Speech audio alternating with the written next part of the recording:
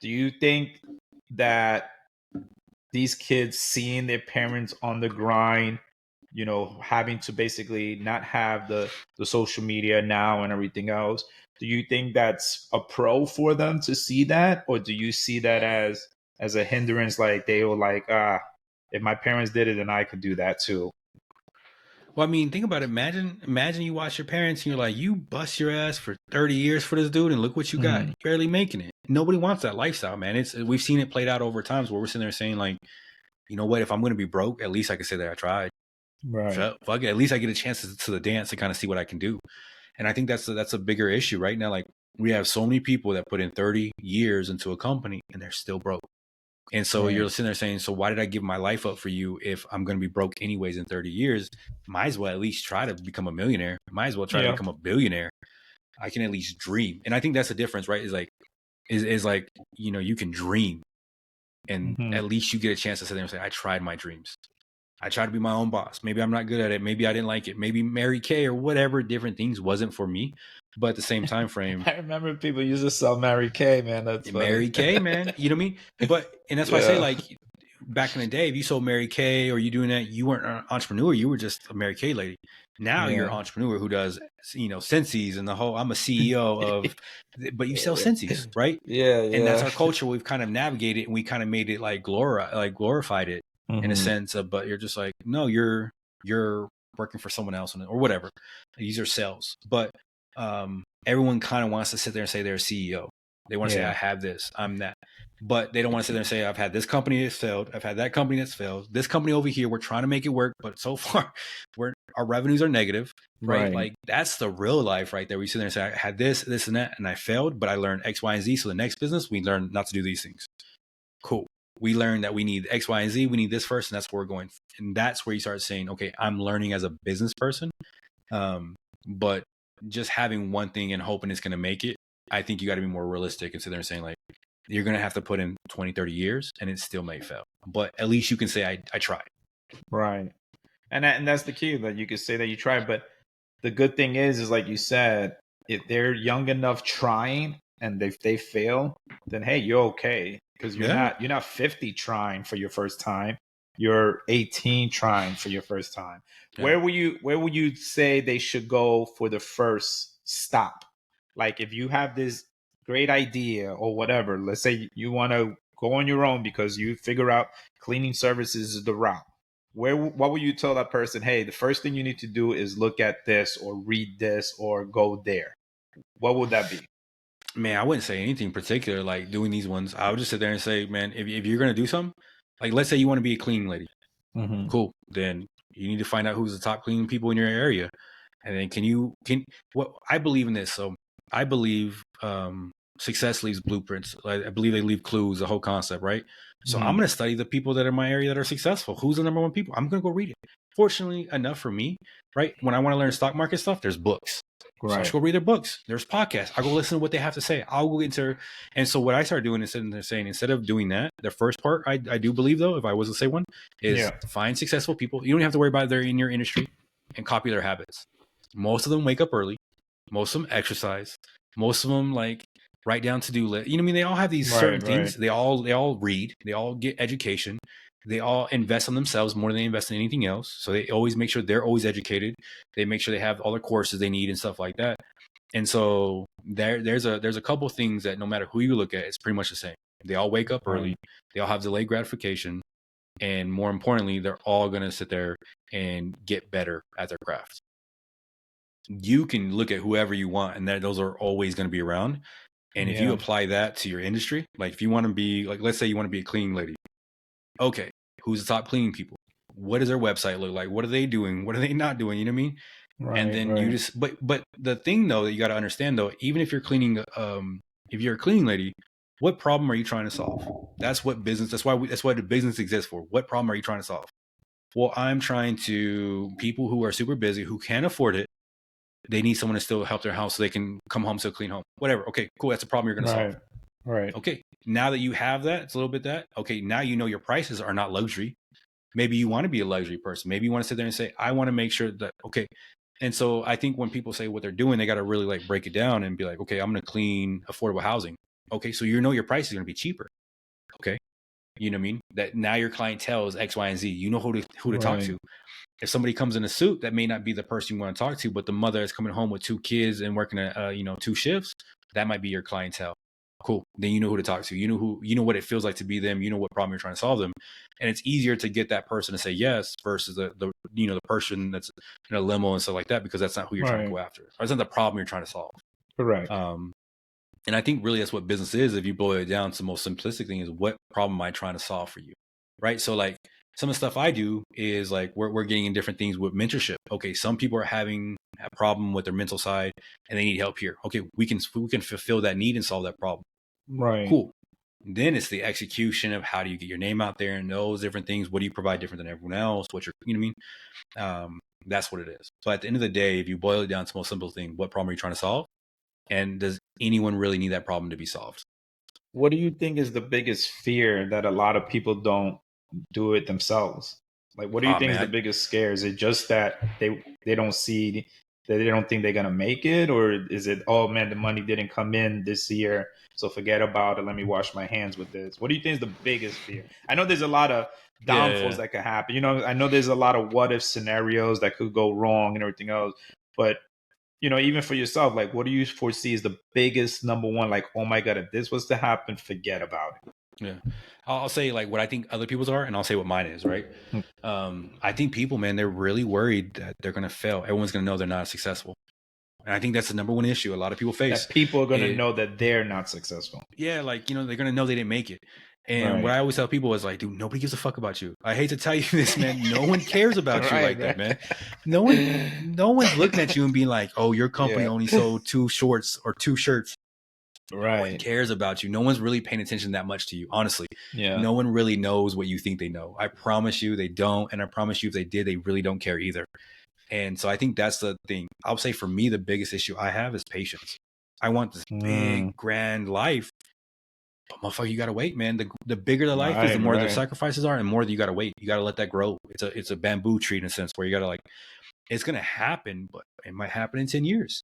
Yeah. Okay. I'm 37. Do you have the actual ability, the endurance to last 10 years of grinding 4 hours, 5 hours of sleep a night every day? It doesn't matter what day it is, you're doing some kind of work. Do you have that kind of fortitude to keep going? Do you have the endurance? We shall see. Because right now I've been doing it for a couple of years, but it does get hard, right? And so I'm not saying like, oh, I'm amazing, I'm this unhuman person. I'm sitting there saying I can do it, but we honestly don't know what 10 years is like. Now I'm in the camp of belief of like, there's no way if I'm working this hard, putting this much effort, there's no way I can't succeed. That's my belief. There's no way I can't succeed. Like there's no way if I just don't give up. Yeah. You cannot deny me this, because I'm just going to keep coming. So mine is patience, right? My number one issue is patience, because I'm trying to be patient, man. I'm trying to sit there and say, I worked this hard today and nothing happened. I'm going to work this hard tomorrow and nothing's going to happen. And we could be doing this. And again, in the next 3 years, doing nonstop hard as you can. And you have nothing to show for it, but credit card debt.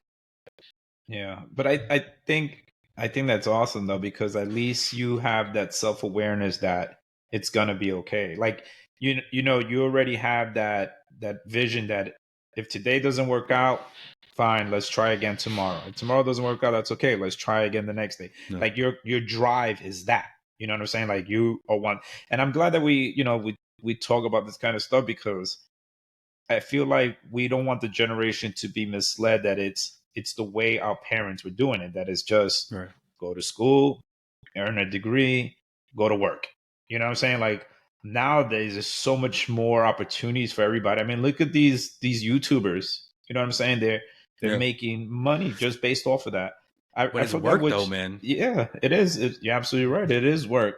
But I mean, it's possible. You know what I'm saying? Like, and who knows if they have degrees or not? But you know, probably school wasn't the path for them, so they decided, let me go this route, and we're gonna probably do 5 friends in a house and just record, and that's all we're going to do is record.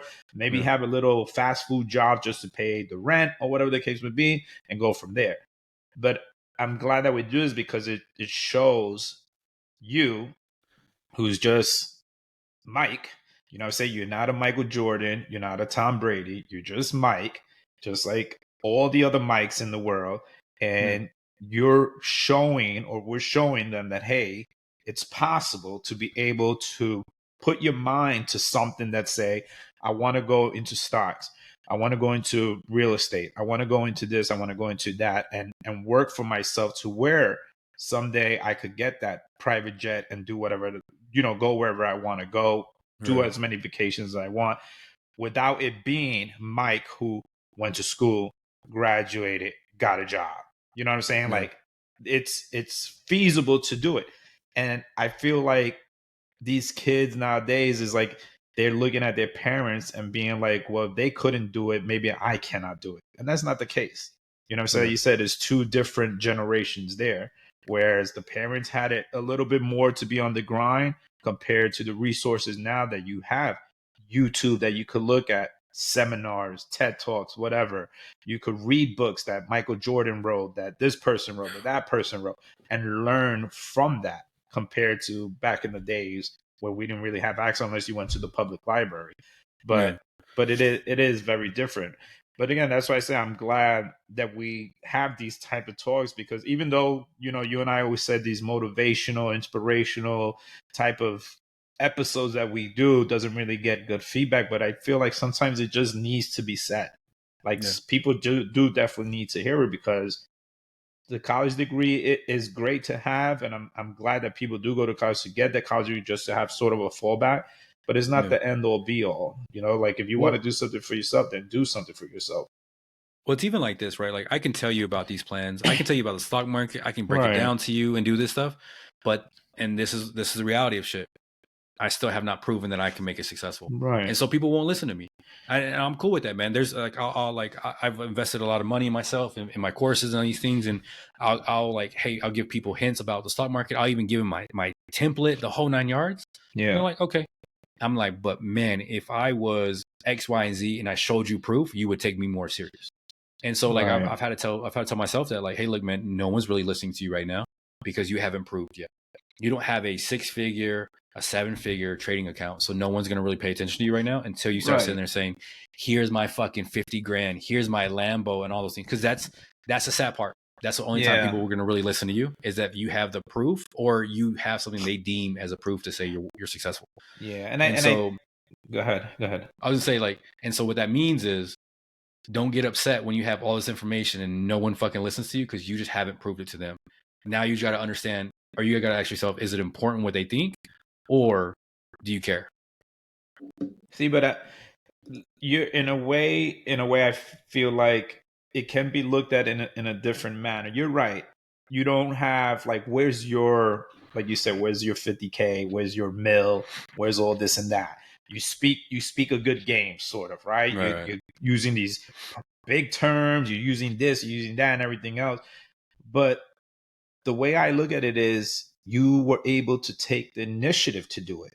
You were able to take the next step to do it. Not many people has even taken a step at all. You know what I'm saying? Like, not many people has even looked at it to say, let me think of a plan, or what's my end goal? Like, if I go this route, again, if I want to be the cleaning lady, what's the problem that I'm going to fix? You know what I'm saying? Like, what's my end goal for this? What's going to be my end result for that? But the thing is, you have to take that step. That's why I said I like that we talk about it, because you're living proof that you have taken the step. Like you said, believe it or not, people, if they don't know, you did have your own clothing line. You had your own clothing business. Fortunately, it didn't do well, but at least you took that step. That's why I feel like people would, to me, I feel like people would magnet more to this than step away, because you don't have the 50K to prove, because you're just Mike. You're not. MJ's not here. You know what I'm saying? Like, well, MJ's like, not talking to us about business. Right. But it's not again, yet. Though. That's right. Yet, correct. Yeah. It's you still have these goals that you want to reach and be able to fulfill them. But that's what I'm saying. We're average Joes. Like, we're not multi-millionaire people, but like I said, you're taking that step to say, okay, yes, I'm a little bit scared. Yes, I know there might be downfall. Yeah, there might be a downside to this and everything else. But fuck it. What I got to lose if I don't do it? You know what I'm saying? And that's what I want we sort of want to let this generation know is that what's wrong with taking that step? Just do it. You know what I'm saying? Just take the step and see what happens. Who knows? You might end up being a multimillionaire. You know what I'm saying? You went from rags to riches. It does happen. Yeah, and also like I've had a tattoo shop that failed. Like I've had that too, man. It's a and so that's how I know for me business is it, man. I enjoy this shit. I enjoy this grind. I really do. But I will say it's like I look at this and I don't know where this confidence comes from. I tell my wife all the time, I don't know where this confidence comes from, but I swear to I know like in every ounce of my fiber, I'm gonna make it. I don't know when I'm gonna make it. I don't know how. I just fucking know like it's gonna happen. Right. But that comes to the part where a lot of my my biggest issue is patience. My biggest insecurity is that I don't work hard enough. Right. Like, and people are like, I've told people that and they're like, what, dude, you do this and crazy. And I'm like, dude, I don't think I work hard enough. Yeah. I told my wife the other day, I go, I know I can do more. I swear to God, I know I can do more, but I'm inefficient. If I can become more efficient, I can do more. And I think that's healthy for what I want to do. Right. Right. Absolutely. It's a certain thing of sitting there saying, I know I can do more. I know I can work harder. I know I can work, but I got to improve, because the way I look at it is the person I'm going to be, that motherfucker's like, that's the only person I'm in competition with is the future me. So I'm just trying to get better right now. So they're saying, okay. And that's why I'm always like doing that. I have I go through different planners. I have planners all over the place. I'm trying to improve my process where now it's like, okay, I'm doing this now. Oh, I'm doing that. And people are like, where's this? Oh, I'm doing this now. And it looks kind of like I'm sporadic, but I'm really just trying to hone my stuff in. Like right now in the mornings, I got a really good schedule of like, I'm making sure I'm breathing. I'm making sure I'm reading, because I have to read actual books because I'm dyslexic. So I'm doing something hard first thing in the morning, but I'm journaling first thing in the morning. I'm writing my thoughts, my feelings. I'm doing breathing exercises. I'm visualizing my day.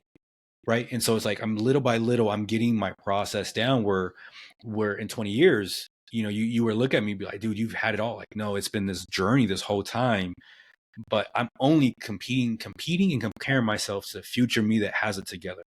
Other than that, man, I'm not worried that like, you know, I know other people that are business people, and I'm like, dude, congratulations, man. I'm happy for you, dude. I have a friend, man. He was talking about what he made. He was, man, I only made this much.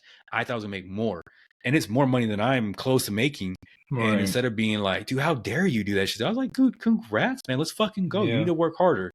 And I think you only get that way if you can look yourself in the mirror and being like, I'm doing the best I can.